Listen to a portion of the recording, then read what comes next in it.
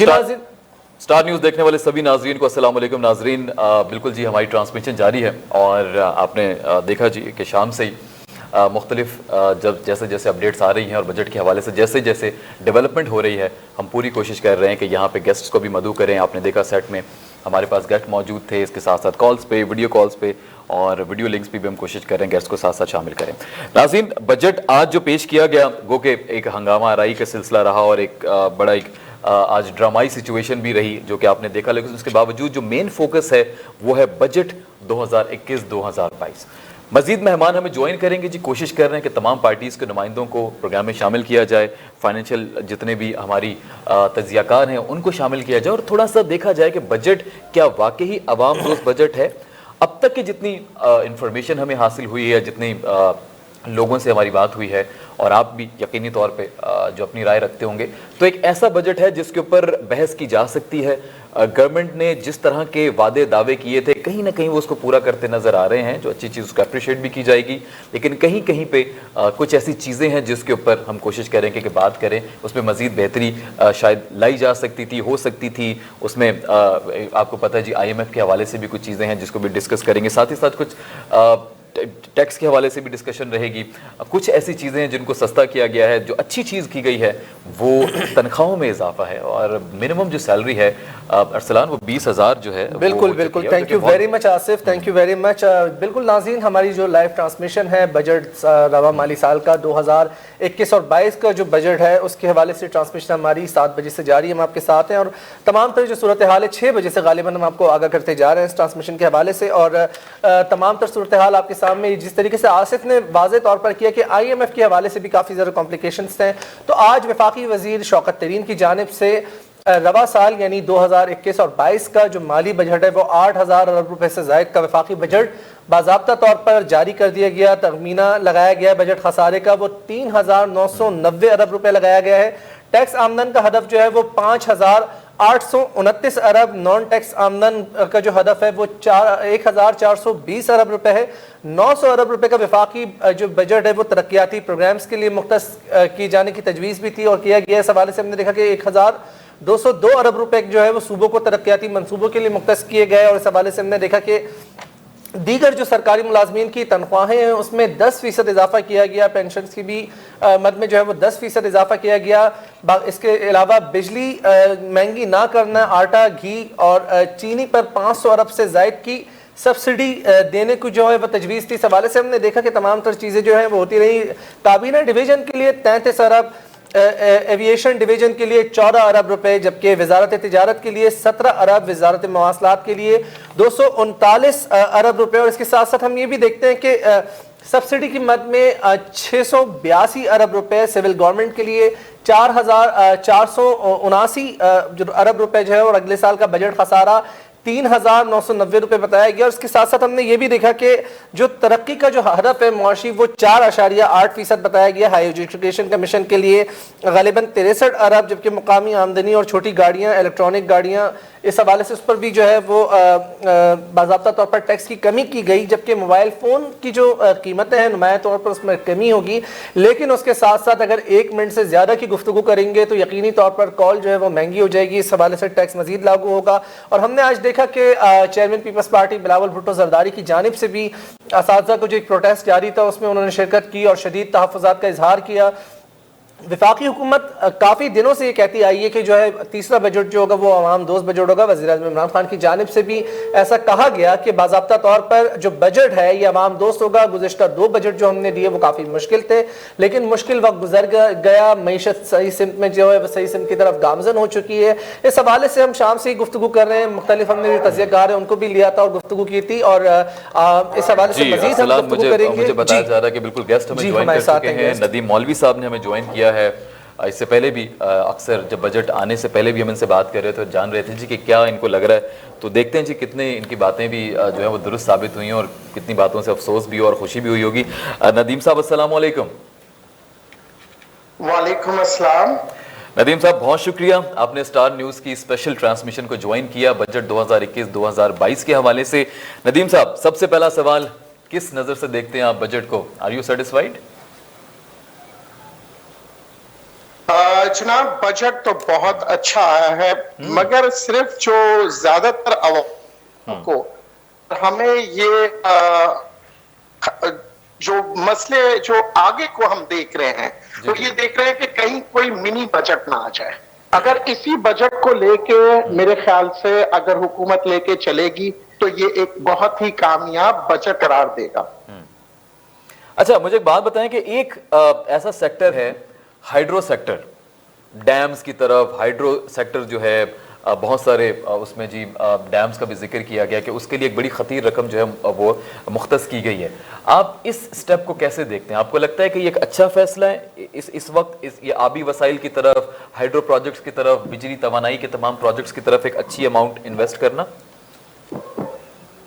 जी, hello जी, आप नदीम साहब, आप मुझे सुन सकते हैं? लाइन बीच में डिस्कनेक्ट हो गई। जी, मैं आपको दोबारा मैं दोबारा सर सवाल आपको गोशगुजार करवा देता हूं।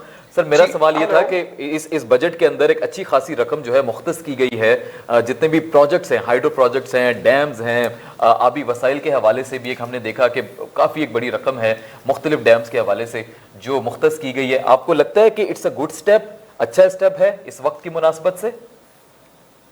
जनाब देखिए, ये जो है मेरे ख्याल से हमें 50 साल पहले कर लेना चाहिए था। पाकिस्तान को अगर तरक्की करते हुए देखना है और पाकिस्तान को एक तरक्की याफ्ता मुल्क देखना है तो डैम्स बहुत जरूरी है। ये इंतहाई जरूरी है इस मुल्क के लिए, क्योंकि अगर आपके पास डैम होगा तो फिर आपके पास पानी की किल्लत खत्म हो जाएगी, आप यहाँ जरखेज जमीन हो जाएगी, आपके यहाँ कारोबार ज्यादा बढ़ जाएगा। पानी के बगैर कोई भी दुनिया में काम नहीं हो सकता। Right sir. अच्छा सर, जी, मैं जरा इनसे सवाल करना चाहूंगा। इस पर जरा रोशनी डालिएगा कि जिस तरीके से वफाक ने एक बहुत बड़ा बजट पेश कर दिया और काफी ज्यादा ऐसा कहा जा रहा है कि जी बहुत ज्यादा खुशाइन बजट है, काफी ज्यादा बेहतर बजट है। सिंध के हवाले से भी हम बात करेंगे, गुफ्तगू करेंगे। सिंध को बाज़ाब्ता तौर पर 321 अरब रुपए दिए जा रहे हैं, जबकि कराची ट्रांसफॉर्मेशन पैकेज की भी बात की जा रही है। इससे कबल भी जो है वो काफ़ी ज़्यादा कहा गया था गुज़िश्ता बजट में भी कि जी कराची में जो है वो काफ़ी चीज़ें बेहतर हो जाएंगी, इदारों में रिकन्सिलेशन हो जाएगी, चीज़ें को जो है वो बेहतर किया जाएगा, इंफ्रास्ट्रक्चर के लिए जो है वो वफाकी हुकूमत एक खतीर रकम खर्च करेगी। फिर हमने देखा जब गुज़िश्ता बारिशों के दौरान भी वज़ीर आज़म ने जब विजिट किया था तो उसके बाद भी उनका कहना था कि कराची की खतीर एक अच्छा पैकेज दिया जाएगा बहुत बड़ी रकम का और चीजें बेहतर हो जाएंगी। कितना आप समझते हैं कि जो वफाकी हुकूमत की जानिब से कहा जा रहा है वो बेहतर हो सकेगा? इस पर रोशनी डालिए। और इसके साथ साथ इसमें भी सिंध को जी प्लीज, अगर सिंध को डेवलप नहीं किया गया तो फिर पाकिस्तान को और मेरे ख्याल से बहुत मुश्किलात का सामना करना पड़ेगा, क्योंकि आप पूरे सिंध की हम बात करेंगे, सिर्फ कराची की नहीं। सिंध एक बहुत इंपॉर्टेंट पोजीशन हुआ है जोग्राफिकली अगर हम बात करें। और यहाँ से मईशत की अगर हम बात करते हैं तो कराची की जो बंदरगाह है यहाँ आपको पूरे पाकिस्तान को सर्व कर रही है। तो सिंध के ऊपर अगर हम बजट लगाते हैं तो इसका मतलब यह है कि जी पाकिस्तान को अगर आप देखें रेवेन्यू भी सबसे ज्यादा सिंध कमा के देता है। बिल्कुल ऐसा ही है। बिल्कुल सर, तो वही मैं आपसे कह रहा हूँ, बिल्कुल आपने सही निशानदेही की कि अगर सिंध को डेवलप नहीं किया गया, अगर सिंध के साथ जिस तरह का रवैया बढ़ता जा रहा है, बजट हो चाहे वो एनएफसी की बात हो, और इस हवाले से वज़ीर आला सिंध भी तहफ़्फ़ुज़ात का इजहार करते रहे, फिर हम देखते हैं कि वफाक की जानिब से बयानबाजी शुरू हो जाती है। आप नहीं समझते कि कैसे चीजें बेहतर होंगी? क्या ओपिनियन देना चाहेंगे इस हवाले से? देखिए, अब यह है कि किस तरह से वफाक और सिंध हुकूमत मिलके काम करती है, ये बहुत इंपॉर्टेंट फैक्टर है। यहाँ जो हम अक्सर कहते हैं पॉलिटिकल स्टेबिलिटी उस वक्त होती है जब वफाक जो है तमाम सूबों के साथ मिलके मुत्तफिक होके पाकिस्तान की मफाद में काम किया जाए। हमें सूबों से बढ़कर हमें ये सोचना चाहिए पाकिस्तान की मफाद। हमें ये देखना है कि हम पाकिस्तान की पॉपुलेशन को जो है ना सिर्फ एक सूबे में नहीं बल्कि चारों सूबों में स्प्रेड करें। अगर हम सिर्फ एक सूबे के ऊपर तमाम पॉपुलेशन का बोझ डालेंगे तो फिर क्या होगा कि आपके मुल्क के लिए प्रॉब्लम्स आते हैं। अगर आप एक ही सूबे को डेवलप करेंगे तो तमाम आप देखिए पॉपुलेशन उस सूबे की तरफ चले जाती है और उस सूबे के लिए मुश्किलात पैदा होती है। तो अगर इकोनॉमिक ग्रोथ करना है और पाकिस्तान की डेवलपमेंट करना है तो मैं नहीं कहूंगा सिर्फ सिंध सूबा, बल्कि बलूचिस्तान में, सिंध में, खैबर, क्योंकि जब हम प्रॉपरली उसको डिस्ट्रीब्यूट करेंगे उसकी डेवलपमेंट वर्क को, तो फिर आपकी पॉपुलेशन भी जो है वो डिस्ट्रीब्यूट हो जाती है। अगर आप सिर्फ और सिर्फ सारे पैसे पंजाब में लगा दें या सिंध में लगा देंगे तो आपकी पाकिस्तान की सारी पॉपुलेशन उस सूबे की तरफ चले जाती है, उस सूबे के ऊपर बर्डन आता है, उस सूबे के लिए मुश्किलात पैदा होती है, क्योंकि पाकिस्तान की डेवलपमेंट उस वक्त हो सकती है जब पाकिस्तान की आवाम जो है वो चारों सूबों में फैली हुई और चारों सूबों से कारोबार हो रहा हो। बिल्कुल। अच्छा सर, इस पर रोशनी डालेगा, आप क्या समझते हैं, जाहिर है इतना महंगाई का दौर है, विफाक की जानिब से बुलंद वाला दावे किए जा रहे हैं कि बजट खुशहाली लाएगा, एक आम आदमी इस बजट से कैसे मुस्तफीद हो सकेगा, क्योंकि आप काफी गहरा जाविया रखते हैं तमाम तर मुआशी मामलात पर, आप क्या समझते हैं कि एक मजदूर तबका कैसे उसकी जिंदगी पर इसके बेहतर असरात मुरतब होंगे, उसकी जो जिंदगी है वो बेहतरी की तरफ गामजन होगी, अशिया खुर्द-ओ-नोश जो है वो उसके लिए उसका हुसूल जो है वो सस्ता और मुमकिन हो सकेगा। बाज़ाब्ता तौर पर जिस तरीके से हुकूमत की जानिब से आज कहा गया कि 20,000 रुपए फीकस जो है मजदूर की उजरत तक की जाएगी, तो इस पर जरा रोशनी डालिएगा कि आप मुतमईन है इससे बतौर माहिर मईशत? देखिए, सबसे पहली बात है कि अगर एग्रीकल्चर ग्रोथ होती है तो आपकी फूड इन्फ्लेशन जो है वो कम होगी। जब फूड इन्फ्लेशन कम होगी, और दूसरी अहम फैसला जो अभी बाकी है वो है बिजली की कीमतों में कमी। एक आम इंसान की सबसे बड़ा खर्चा जो होता है वो 3 चीजों पे पाकिस्तान में आता है, वो है बिजली, दूसरा उसकी सेहत, तीसरा खाने पीने की चीजें, और चौथे नंबर पे तालीम।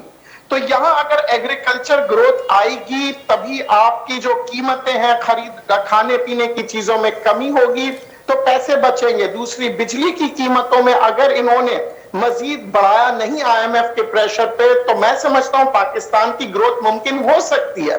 मगर अगर बिजली की कीमतें इजाफे होती रही, एग्रीकल्चर ग्रोथ, जैसे कि इन्होंने बड़े अच्छे इंसेंटिव दिए हैं कि अगर आप वहां पे वेयर हाउसेज बना लें एग्रीकल्चर ग्रोथ के लिए, उन्होंने कहा है कि जी हम आसान कर्जे देंगे किसानों को, और फिर जो इन बिटवीन जो इंसान है, जो काश्तकार के दरमियान आता है, जिसकी सबसे ज्यादा मसले मसाइल आती रहती है, जिसकी वजह से महंगाई आती है, उसको खत्म करने का उनका जो प्लान है, जिसकी वजह से टैक्सेस में छूट दिए जा रहे हैं कि भाई आप वेयर हाउसेज बना लें, आपके ये जो बीच का जो गैप अगर खत्म हो जाता है तब अब ये बजट अच्छा बनाए, पर इस बजट को किस तरह से इंप्लीमेंट किया जाएगा, जो मवाद और जो मौके दिए हैं फार्मा इंडस्ट्री को, मुख्तलिफ इंडस्ट्रीज को, क्या वो इंडस्ट्रीज पास ऑन करेगी उस सब्सिडी को आवाम के ऊपर? क्योंकि देखा ये जाता है जब हुकूमतें किसी किस्म की सब्सिडी देते हैं तो कारोबारी हजरात, बड़े बड़े कारखानों के जो मालिकान हैं, वो उसका पास ऑन जो है मुनाफे का आगे जो है वो किसी इंसान को नहीं देते, बल्कि खुद मुनाफा कमाते हैं, और अमीर अमीर तर हो जाता है और गरीब गरीब तर हो जाता है। अच्छा से जो मोबाइल चीज है कि एक जी जी जी प्लीज प्लीज जी जनाब जी जी अच्छा, मैं पूछ रहा था कि जो मोबाइल सेक्टर है इसको फाइनली एक इंडस्ट्री का दर्जा दिया गया है इस बजट के अंदर, और कहा गया जी कि इसको प्रॉपर हम एक सनत की तरह जो है वो लेकर चलेंगे अब, बिकॉज इससे पहले कभी पाकिस्तान में मोबाइल मैन्युफैक्चर नहीं होते थे, असेंबल हुआ करते थे, ये असेंबली भी कोई खास इतनी कोई बड़े मैार पे हमारी नहीं हुआ करती थी, लेकिन अब प्रॉपर जो है वो सेंटर्स कायम हो चुके हैं, कुछ लाइसेंस भी दिए जा चुके हैं, असेंबली पॉइंट्स बन चुके हैं पाकिस्तान में, और बहुत सारी कंपनीज के जो मोबाइल है पाकिस्तान में असेंबल हो रहे हैं प्रॉपरली, यहाँ पे पूरा पैकेजिंग यहाँ पे हो रही है।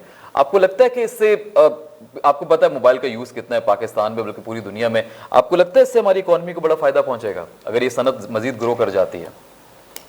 देखिए, इसमें इस वक्त जो है ना टेक्नोलॉजी के जो स्टेज पे हम बैठे हैं बहुत एडवांस जा चुकी है, और चाइना के जो मोबाइल्स हैं वो इस हद तक सस्ते मिलते हैं कि आपके लोकल असेंबलर्स जो हैं वो उसको compete नहीं कर पाएंगे। तो इसके ऊपर, इस सनत के ऊपर मैं समझता हूं कि ज्यादा कोई फर्क नहीं पड़ेगा। हाँ, अगर जो कॉलिंग की जो रेट्स है जो लोग इस्तेमाल कर रहे हैं टेलीफोन के, उसके ऊपर अगर हम बात करें तो वहां पे अगर आवाम को सब्सिडी मिलती है, यानी कि जो प्राइसेस में रिलीफ मिलता है तो वहां पे, मगर इंडस्ट्री में मोबाइल बनाने वाली इंडस्ट्री मैं समझता हूं कम्पीट नहीं कर पाएगी चाइना के मोबाइलों से। और सबसे अहम बात जो मुझे इस बजट में ऐतराज आया है वो ये है कि जी आप इंटरनेट की यूजेज के ऊपर जो उन्होंने टैक्स लगाया टैक्स का इजाफा हुआ है 5 GB से ऊपर अगर आप इस्तेमाल करते हैं जी, तो वो एक खतरनाक बात है क्योंकि हमारी जो कौम है इस वक्त इंटरनेट जी नदीम साहब कर रही जी है। हर घर के अंदर इंटरनेट का यूजेज है और बगैर इंटरनेट कोई भी मुल्क डेवलप नहीं कर सकता। मतलब आप ये कहना चाह रहे हैं सर जी कि एक तरफ से हुकूमत अगर सब्सिडी दे रही है तो दूसरे हाथ से वो बटोर भी रही है। जिस तरीके से मोबाइल फोन की कीमतों में कमी की गई लेकिन कॉल के ऊपर, इंटरनेट के यूजेज के ऊपर जो है वो टैक्स अप्लाई कर दिया गया। अच्छा, इसके साथ साथ इससे कबल आपने किसानों की सर बात की तो उस पर मेरे जहन में एक सवाल आया, आपसे पूछना चाहूँगा।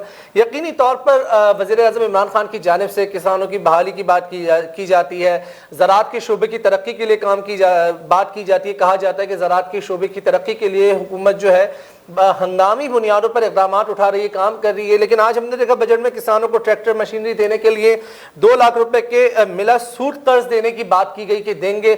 आप क्या समझते हैं, सेम थोड़ जैसे मसाइल, ज़ाहिर काश्त के दौरान मुतअद्दिद मसाइल का सामना रहता है। इसके साथ साथ हम देखते हैं कि अगर सैलाब आ जाए या बारिश की सूरत हाल में भी जो है वो किसानों की फसलें तबाहाली का शिकार हो जाती है, मुआशी तौर पर मजीद उन्हें माली खसारे का सामना करना पड़ता है। मुआशी तौर पर उनके हालात जो मजीद जो है ना कस्मा पुरसी की हालत इख्तियार कर लेते हैं। आप नहीं समझते कि उनकी डेवलपमेंट के लिए, उनकी इंश्योरेंस के लिए इस हवाले से इक़दाम भी उठाने चाहिए थे, इस तरफ नजर डालनी चाहिए थी? क्या कहेंगे इस हवाले से?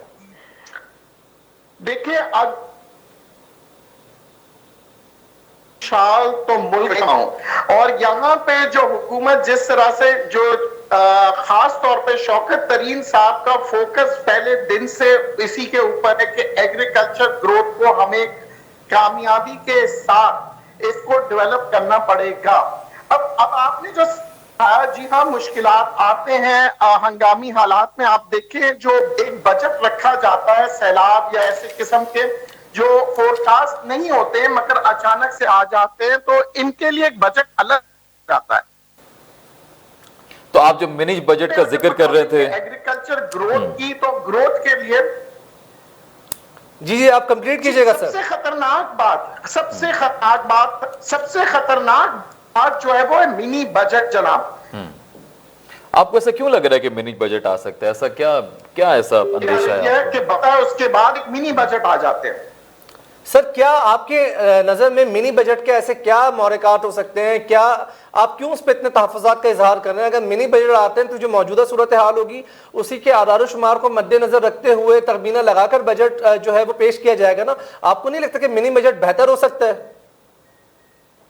देखिए, जो मैं जिस तरफ इशारा कर रहा हूं वो बहुत खतरनाक बात है। वो है कि जी IMF के शराइत के मुताबिक बिजली की कीमतों में इजाफा, अगर बिजली की कीमत में इजाफा हुआ तो इनका जितने मंसूबे हैं वो मंसूबे नहीं हो पाएंगे, क्योंकि बिजली जहां महंगी होगी सनतकारों के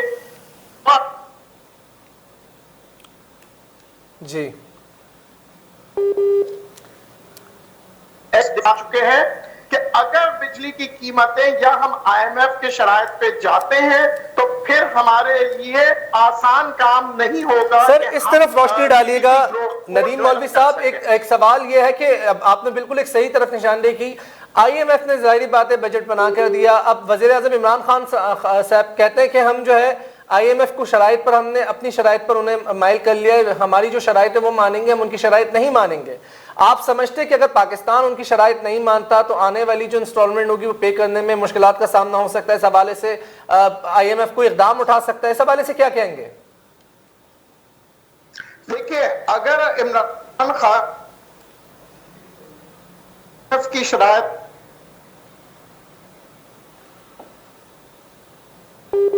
अलग हालात का सामना, क्योंकि हमें फंड्स की जरूरत पड़ेगी।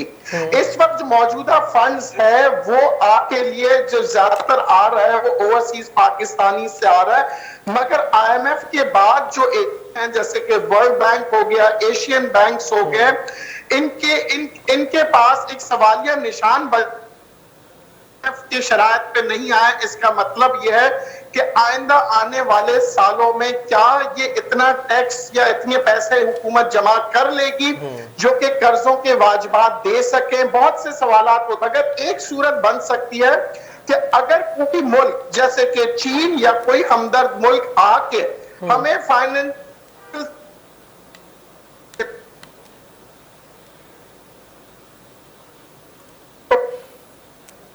के पास बजट के साथ लेके चलेंगे तो मैं समझता हूं एक साल के अंदर पाकिस्तान जो है वो अपनी जीडीपी ग्रोथ दिखा देगा, जो कि इन्होंने टारगेट रखा है उस टारगेट पे पहुंच जाएगा।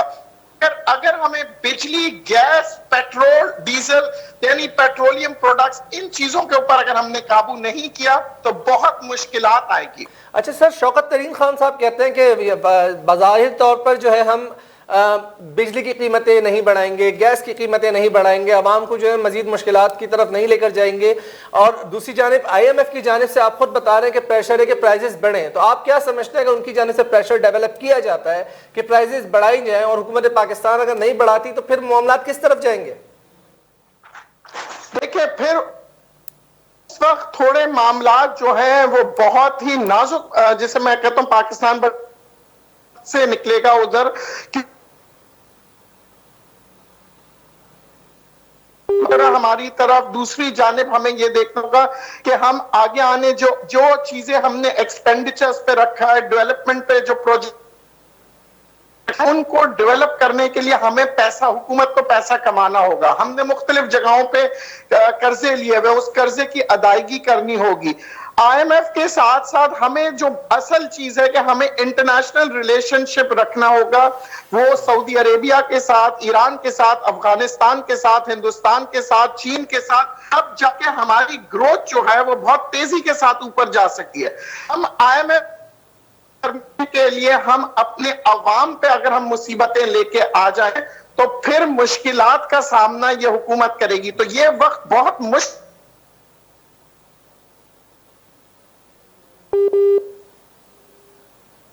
अगर अवाम नहीं दिया और IMF का दिया तो जो टारगेट हुकूमत ने इस वक्त मौजूदा पोजीशन में रखा वो मुश्किल होगा, क्योंकि जब अवाम खुशहाल होती है तब मुल्क तरक्की करती है। आप देख लें, ट्रेड डेफिसिट देख लें, जितने भी अमेरिका जैसे मुल्क है वहां पे भी बजट उनका डेफिसिट होता है, ट्रेड डेफिसिट होता है, मगर उनकी अवाम खुशहाल होती है। अच्छा नदीम भाई, ये मुझे एक चीज बताएं जरा कि ये एक चीज ये बताई गई कि 4 से 6 मिलियन घरानों को 4 से 5 लाख कर्जा दिया जाएगा। सबसे पहले तो ये बताएं 4 से 6 मिलियन घरानों का तयन कैसे किया जाएगा, क्योंकि आपको पता है जी हमारे यहाँ तो 4 से 6 मिलियन तो घराने नहीं है जिनको इस वक्त इमदाद की जरूरत है, इस कर्जे की जरूरत है। कर्जे की मिकदार भी कमी है, 4 से 6 लाख रुपए। एक ये सवाल, दूसरा ये कि जो हेल्थ कार्ड्स कहा गया जी पूरे पाकिस्तान में हर गरीब को हेल्थ कार्ड मिलेगा, आपको लगता है ये मुमकिन है, हुकूमत कर पाएगी या सिर्फ दावा ही रह जाएगा?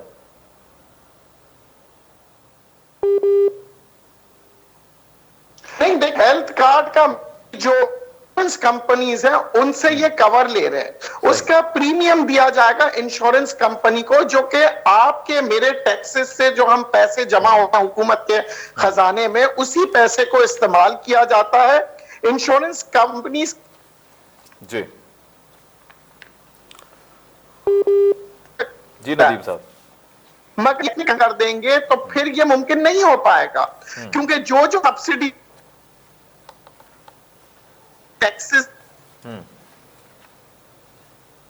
आवाम देती है, जब आवाम नहीं आती है, जब कारोबार चलता है, तो जब दुनिया के कारोबार जो है वो मैं आपको बता दूं वो बिजली से चलते हैं, बगैर बिजली के, बगैर कम्युनिकेशन के, बगैर इंटरनेट के, बगैर गैस के